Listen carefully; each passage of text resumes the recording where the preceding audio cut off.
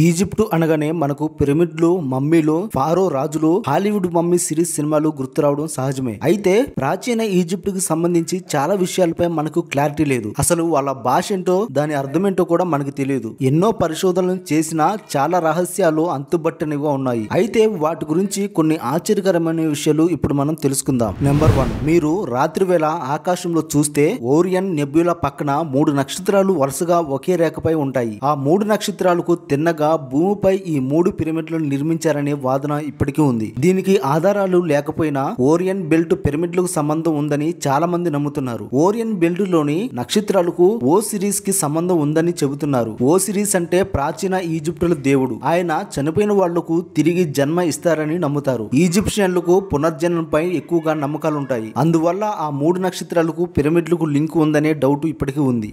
Number 2, Pharaoh రాజైన టుటన్ ఖామన్ సమాధిని ఓ పెద్ద గదిలో ఉంచారు. 1922 సంవత్సరంలో ఆ గదిలోకి పురాతత్వవేత్త హోవర్డ్ కార్డర్ తన బృందంతో కలిసి వెళ్లారు. లోపల వాళ్లకు స్మారక చిహ్నం లాంటి ఓ ఫలకం లభించింది. దానిపై ఏముందంటే, మూసి ఉన్న సమాధిని తెరిచిన వారికి తీవ్రమైన శిక్ష తప్పదని రాసి ఉంది. అది చూసిన హోవార్డ్, అంత లేదు, ఇలాంటివి నేను అస్సలు నమ్మను అనడంతో అంతా నవ్వారు. అయితే 1930 సంవత్సరం నాటికి ఆ సమాధి గదిలోకి వెళ్లిన 22 మంది చనిపోయారు. వారి కుటుంబ సభ్యులు కూడా చనిపోయారు. అలా ఎందుకు జరిగిందో ఇప్పటికీ తెలియదు. సమాధి గోడలపై శవపేటికలపై రాసిన విషయం వల్లే వారు చనిపోయారని భావిస్తున్నారు. నెంబర్ 3, గిజా పిరమిడ్ పై ఫోకస్ పెట్టిన పురాతత్వవేత్తలు 1993 సంవత్సరంలో ఉపువాత్ 2 అనే చిన్న రోబోని పిరమిడ్ లోపలకు పంపారు. దక్షిణ వైపున ఓ చిన్న డోర్ ఉంది. దాన్ని దాటి ఆ రోబో లోపలికి వెళ్ళింది. అక్కడ ఖాళీ ప్రదేశం కనిపించింది. ఇంకొంచెం ముందుకు వెళ్ళగా అక్కడ మరో డోర్ కనిపించింది. ఆ డోర్ సంగతి ఏంటి అన్నది తేలలేదు. దాంతో 2010లో మరింత అప్గ్రేడ్ అయిన జేడీ రోబోని లోపలికి పంపారు. అది లోపల ఉన్న డోర్ దాటి వెళ్ళగా అక్కడ రాగి కడియాలు లాంటివి కనిపించాయి. అలాగే రెడ్ కలర్ పెయింటింగ్స్ కూడా కనిపించాయి. అవి ఎందుకున్నాయో అర్థం కాలేదు. అలాగే ఆ చీకటి గదుల్లోకి మనుషులెవరు వెళ్ళకపోయినా మొదటి రోబోకి రెండో రోబోకి మధ్య ఎవరు వెళ్ళినట్లుగా గోడలపై గీతలున్నాయి. అవి తాజాగా ఉన్నాయి, రీసెంట్ గా ఉన్నట్లున్నాయి. మరి లోపలికి ఎవరు వెళ్ళి ఉంటారో అర్థం కాలేదు. నెంబర్ 4, పిరమిడ్లను చూస్తే కొండల్లాగా ఉంటాయి. 4 వైపులా సమానంగా ఉన్న చతురస్రాకార రాళ్లను ఒకదానిపై ఒకటి నిలబెడుతూ పిరమిడ్లను నిర్మించారు. ఆ రాళ్ల మధ్య గ్యాప్ అన్నదే లేదు. ఆ గ్యాప్ ను సున్నపు రాళ్లతో పూడ్చారని కొందరు, అలా జరగలేదని మరికొందరు వాదిస్తున్నారు. ఇక ప్రతి పిరమిడ్ అన్ని వైపులా సమానంగా ఉంటుంది. 4500 ఏళ్ల సంవత్సరం కిందట వాటిని అంత పర్ఫెక్ట్ గా ఎలా నిర్మించారో ఎవరికీ తెలియదు. పైగా అంత పెద్ద రాళ్లను ఒకదానిపై ఒకటి నిర్మించేందుకు వాళ్ళు ఏ టెక్నాలజీ వాడారో కూడా తెలియదు. పిరమిడ్ కి ఓ వైపు ఇసుకను మెటల్లా వేస్తూ ఆ ఇసుకపై దొంగల్ని దొర్లిస్తూ ఆ దొంగలపై రాళ్లను ఉంచి పైకి తీసుకెళ్లారనే అంచనా అయితే ఉంది. నెంబర్ 5, 2016 సంవత్సరంలో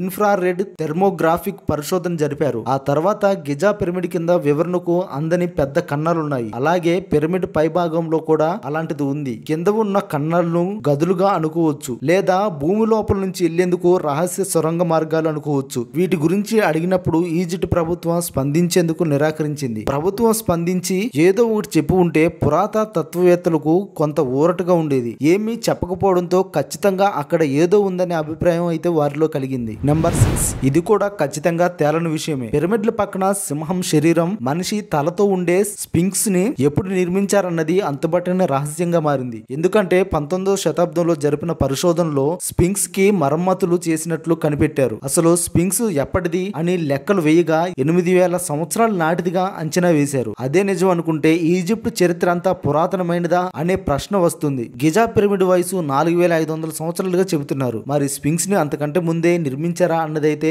ఇప్పటివరకు అయితే తేలలేదు. నెంబర్ 7, ప్రాచీన ప్రపంచ వింతల్లో ఒకటైన గిజా పిరమిడ్ కాలాన్ని చెప్పగలదనే వాదన అయితే ఇప్పటికైతే ఉంది. దీని యొక్క నిర్మాణం సూర్య గడియారం లాగా పనిచేస్తుందని అంటున్నారు. రాళ్లలోని గుర్తులపై ఈ పిరమిడ్ నీడ పడే విధానాన్ని బట్టి గంటల యొక్క లెక్క తేలుస్తుందని పురాతత్వవేత్తలు చెబుతున్నారు. అలాగని దీన్ని టైం కోసం మాత్రం నిర్మించలేదని, ఉత్తరాయణం దక్షిణాయనం వంటి తెలుసుకోవడానికి కూడా దీన్ని ఇలా నిర్మించారని చెబుతున్నారు. ఆ తర్వాత రోజులు, నెలలు, సంవత్సరాలను ఈజిప్షియన్లు లెక్కించేవారని అంటున్నారు. ఇందుకు ఖచ్చితమైన ఆధారాలు మాత్రం అయితే లేవు.